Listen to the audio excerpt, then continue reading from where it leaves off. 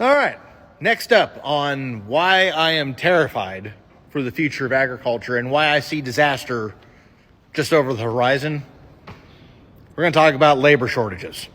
Now, our family farm, we are able to still operate just as a family at this point. We are barely able to scrape by and get everything done with just me and the help of 2 senior citizens. And occasionally my wife, and on rarer occasions, my mom. It's one of the reasons why I'm actually really excited about the future of automation, like Raven's OmniPower system, which I really hope they kick into overdrive in 2024 and get that thing out to market. So if anybody from CNH or Raven is watching this, please get after it. If there's someone out here that would like to buy it, sometime. And the reason why I'm excited about automation is because our labor pool out here is essentially a dried up puddle. Gone are the days where every Tom, Dick, and Harry knows how to run a 40-20 or an old IH whatever, and, bucking bales, pulling rye, that kind of stuff, running a plow, easy, simple stuff. Those days are long gone now. Even tillage is a much more complicated thing. And running this newer equipment, especially something like the air seeder or the combine, despite what everybody likes to say, it is not as simple as pressing a button and letting it do all the work. These things break down. They require a ton of maintenance, especially that thing. And you got to know what you're doing with it, or you're going to have a disaster on your hands. Finding somebody that we can hire, that we trust to run this high dollar equipment, this equipment that takes a tremendous amount of skill to learn to operate. It's just not here. I've tried finding some and have failed. People much bigger than me who can afford to pay a lot more than I can have been trying for years and are also failing. Because from the worker's perspective, life as a farmhand is not particularly glorious unless you love the work. Because they are long, terrible hours in terrible conditions, and the pay is, if you're working for me, you're not getting rich, let's put it that way. So why would they want to do all that extra work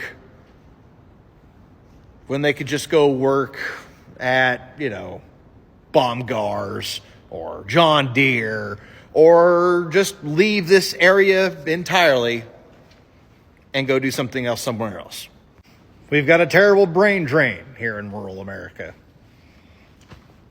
People don't seem to think that there's any opportunities out here for them.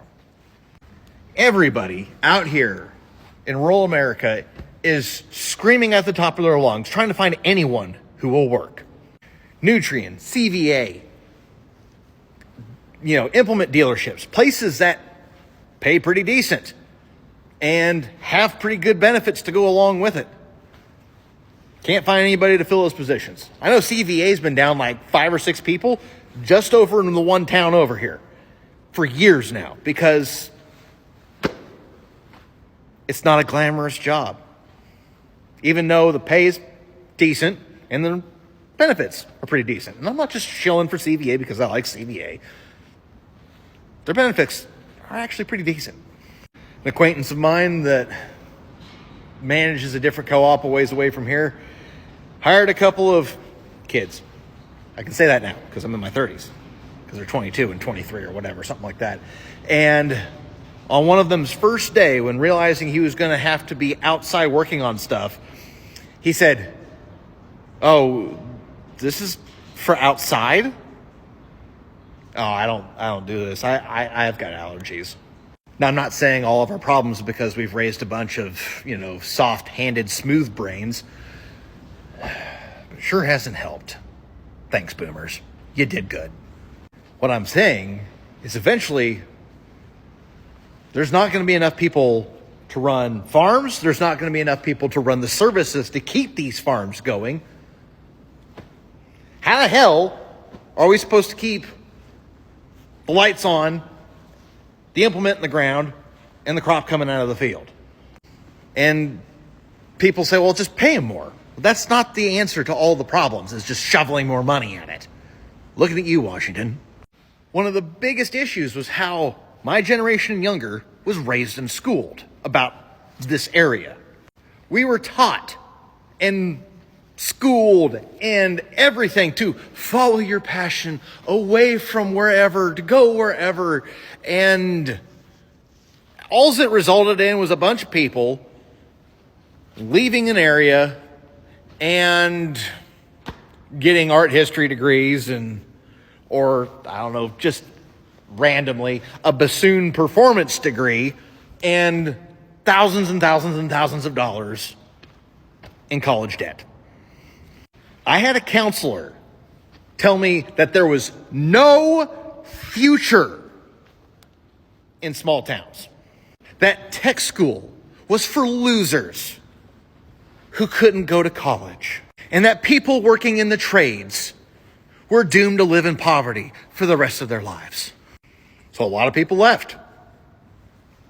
This isn't as glamorous as, working that corner office as some big shot lawyer that they base, some TV show off of.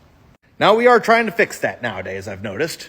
We're trying to teach kids that it's okay to do blue collar jobs. That being blue collar doesn't mean you're a loser or an idiot or anything like that. That it's okay to be a plumber. It's okay to be an electrician. It's okay to be a diesel mechanic. Like the guys that work on these things, they make pretty decent money. They're teaching that not everybody in society can be a lawyer, or get their degree in Latin dance or something and go to school to be a professor to teach other people about Latin dance so they can be professors and teach kids about Latin dance. We need people to make society function. So we're trying to fix that nowadays. But boy, we have a monumental task on our hands. And if we don't turn it around in these small areas soon, there'll be no one to keep the lights on. At that point, the only people left will be a few farmers and a bunch of human driftwood who was never good enough to amount to anything anyways.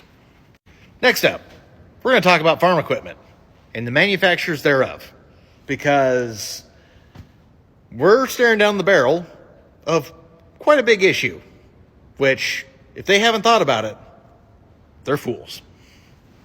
Thanks for stopping by.